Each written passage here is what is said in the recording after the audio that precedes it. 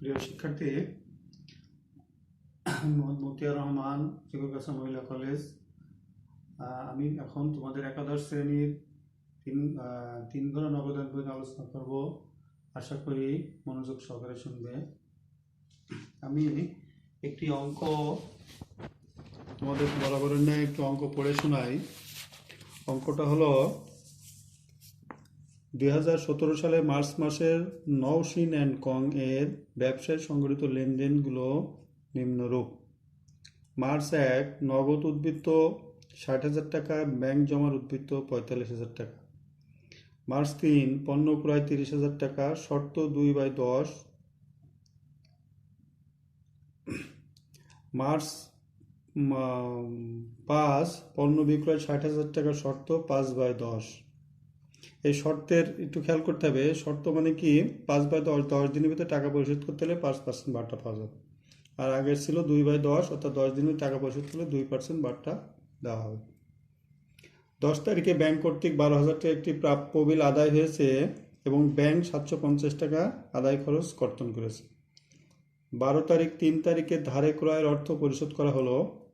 15 তারিখ 5 তারিখে ধারে বিক্রয় অর্থ পাওয়া গেল। 20 তারিখ লিনার নিকট হতে প্রাপ্ত 15,000 টাকা একটি চেক দেনা পরিশোধের নওরিনকে প্রদান করা হলো। 30 তারিখ লিপির নিকট 15,000 টাকা দেনার পূর্ণ নিষ্পৃত নগদ 11,700 টাকা এবং 3,000 টাকা একটি চেক দেওয়া হলো। 31 তারিখ নগদ উদ্বৃত্ত 36,000 টাকা অবশিষ্ট টাকা ব্যাংকে জমা দেওয়া হলো। ক করণীয়, উপযুক্ত তথ্যের ভিত্তিতে মোট প্রদত্ত বার্তা ও মোট প্রাপ্ত বার্তার পরিমাণ নির্ণয় করো। খ 1, 10, 20, 31 তারিখে লেনদেনগুলো দুঘর নগদান বই তৈরি করো। গ 1, 12, 15, 30 তারিখে লেনদেনগুলো নিয়ে একটি 3 ঘর নগদান বই। দেখো এখানে 2 ঘর 3 ঘর দুইটা বই এখানে করতে বলছে, যেটা 2 ঘর আমরা আগে করেছি, পরবর্তীতে আমরা 3 ঘর করেছি। এখন দেখো আমাদের ক অপশনে বলছে উপযুক্ত তথ্য আলোকে মোট প্রদত্ত বার্তা প্রাপ্ত বার্তার পরিমাণ নির্ণয় করো। দেখো এটা আমরা এখন করব না, এটা 3 ঘর নগদান বই করার পরে তারপরে আমরা এই অপশনটা করব। এখন আমরা খ অপশনে 2 ঘর নগদান বই তৈরি করব। 2 ঘর নগদান বই কি বলছে, 1, 10, 20 ও 31 তারিখে লেনদেন নিয়ে 2 ঘর নগদান বই। দেখো 1 তারিখে লেনদেন কি ছিল, আমরা আগে 2 ঘর নগদান বই ছক আঁকলাম। নওশিন অ্যান্ড কং এই 2 ঘর নগদান বই, দুইটা পাশ ভাগ করলাম, একটা ডেবিট একটা ক্রেডিট, উভয় পাশে দুইটি টাকার ঘর, নগদ টাকা ব্যাংক টাকা, নগদ টাকা ব্যাংক টাকা, দুটি ক্রেডিট এবং ডেবিট উভয় দিকে দুইটিকে টাকার ঘর করলাম। এখন আমাদের বলছে 1 তারিখে, তাহলে 1 তারিখ কি ছিল, ব্যালেন্স বিডি, অর্থাৎ মার্চের 1 তারিখের ঘরে আমরা 2017 মার্চের 1 ব্যালেন্স বিডি কত ছিল, নগদ ছিল 60,000 টাকা, ব্যাংক জমা উদ্বৃত্ত ছিল 45,000 টাকা। তাহলে নগদ ঘরে 60,000 টাকা, ব্যাংক জমা উদ্বৃত্ত ঘরে 45,000 টাকা লিখলাম। এরপরে বলছে 10 তারিখে বলছে ব্যাংক কর্তৃক 12,000 টাকা প্রাপ্য বিল আদায় হয়েছে, ব্যাংক 750 টাকা আদায় খরচ কর্তন করেছে। ব্যাংক কর্তৃক 12,000 টাকার প্রাপ্য বিল, অর্থাৎ প্রাপ্য বিল ব্যাংক আমাদেরকে আদায় করে দিয়েছে। কত টাকার প্রাপ্য বিল, 12,000 টাকার প্রাপ্য বিল, আর 750 টাকা খরচ কেটে নিয়েছে। তাহলে আমাদের দিয়েছে কত, 11,250 টাকা। তাহলে প্রাপ্য বিল বলে ব্যাংকের ঘরে ডেবিট দিকে 11,250 টাকা লেখা হলো। এরপরে বলছে 20 তারিখে বলছে লিনার নিকট হতে প্রাপ্ত 15,000 টাকা একটি চেক দেনা পরিশোধের নওরিনকে প্রদান করা হলো। তাহলে লিনার নিকট হতে চেক নিয়ে নওরিনকে প্রদান করলাম। তাহলে লিনার কাছ থেকে আমরা যে চেক পেয়েছিলাম 15,000 টাকা, আমরা দেনাদারের কাছ থেকে চেক পেয়ে পাওনাদারে পরিশোধ করলে দুইটাই নগদ ঘরে বসে।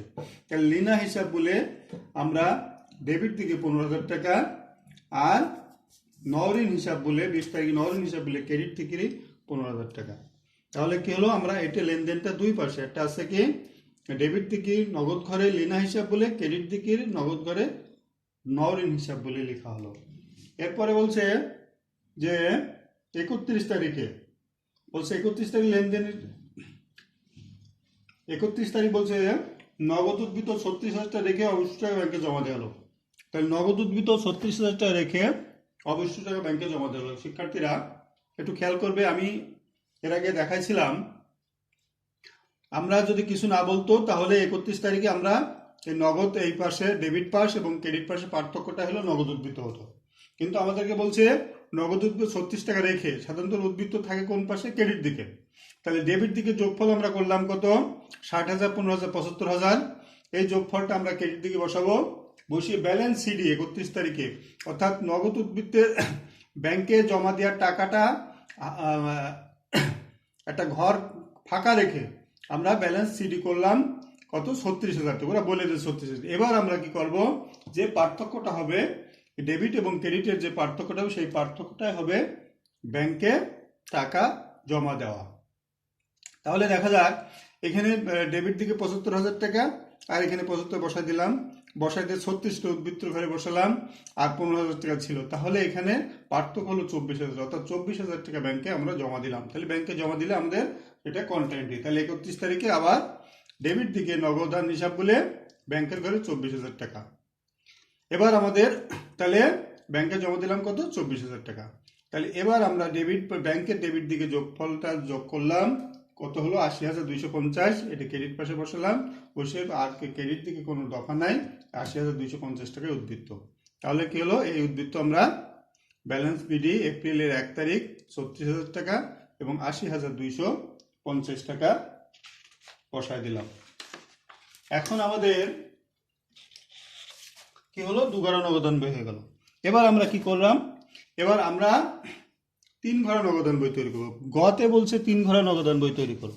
গতে বলছে 3 ঘরা নগদান বই তৈরি করো। তাহলে 3 ঘরা নগদান বই কোন কোন উদ্বৃত্ত নিয়ে? বলছে 1, 12, 15, 20, 30 তারিখের লেনদেনগুলো নিয়ে 3 ঘরা নগদান বই তৈরি করো। তাহলে 1 তারিখের লেনদেন কি ছিল? আমরা আগে 2 ঘরা নগদান বইতে দিয়ে দিয়েছিলাম ব্যালেন্স বিডি 60,000 ব্যাংকের নগদ ঘরে আর ব্যাংকের ঘরে 45,000। খেয়াল করতে হবে, আমরা 2 ঘরা নগদান বই এবং 3 ঘরা নগদান বই পার্থক্য শুধু একটা, বার্তার টাকা, অর্থাৎ ডেবিট এবং ক্রেডিট উভয় দিকে একটা করে বার্তার টাকা, একটা করে বার্তার টাকা বেশি হবে। তাহলে কি হলো? আমরা 1 তারিখে কি ব্যালেন্স বিডি 60,000, 45,000। এবার বলছে 12 তারিখে, তাহলে এরপরে আছে 12 তারিখ। 12 তারিখ কি বলছে? যে 3 তারিখে ধারে ক্রয়ের অর্থ পরিশোধ করো। দেখো 3 তারিখে আমরা ধারে ক্রয় করেছিলাম কত টাকা? 30,000 টাকা। শর্ত কি ছিল? 2/10। দেখো আমরা পরিশোধ করছি কত? 12 তারিখ। 3 তারিখ 12 তারিখ, তাহলে শর্ত ছিল 2/10, মানে 10 দিনের ভিতরে টাকা পরিশোধ করলে আমাদের 2% বার্তা পাওয়া যাবে। দেখো তাহলে আমরা 12 তারিখ পরিশোধ করতে 10 দিনের ভিতরে পরিশোধ করছি, তাহলে আমরা বার্তাটা পাবো। তাহলে এখানে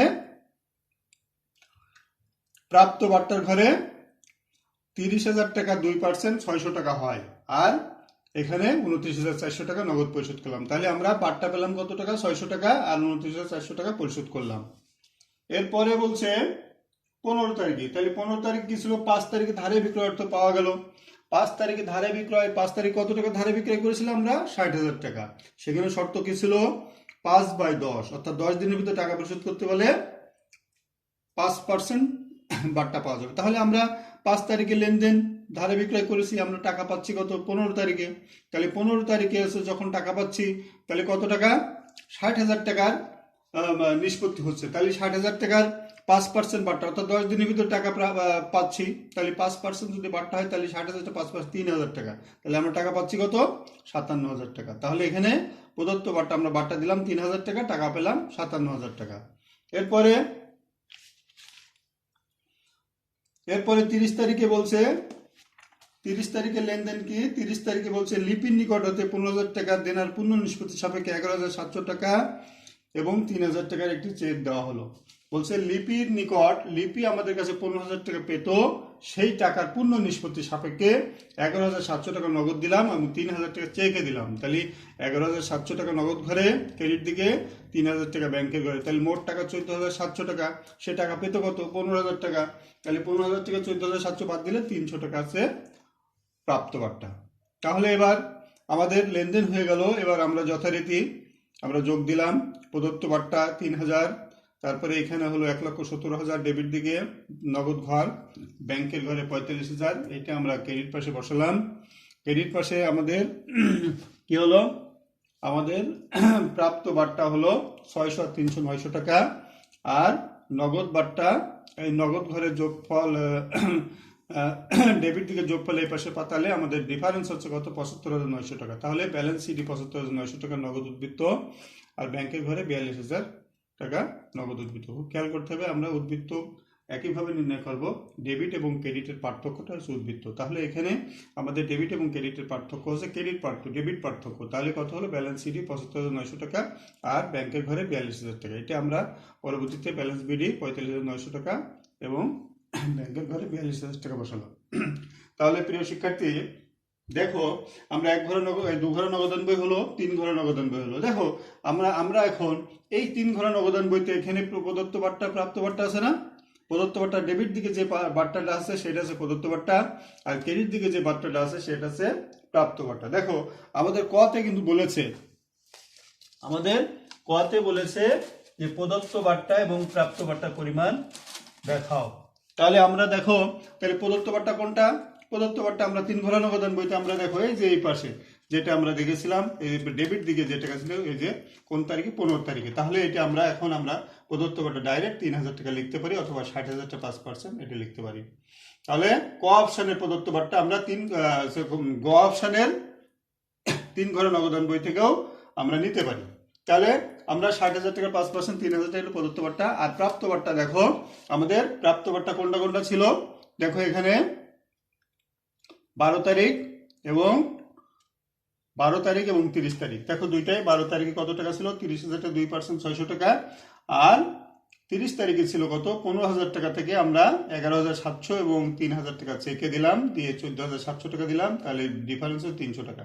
তাহলে প্রাপ্ত বার্তা কত? 600 আর যোগ 300, 900 টাকা। তাহলে আমরা ক থেকে কি পেলাম? প্রদত্ত বার্তা 3,000 টাকা আর প্রাপ্ত বার্তা 900 টাকা, যা আমরা 3 ঘোড়া নগদান বই থেকে পেলাম।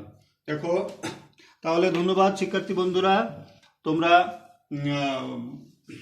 স্বাস্থ্যবিধি মেনে চলবে, বাসায় বাইরে ঘোরাঘুরি করবে না, বেশি বেশি পড়ালেখা করবে।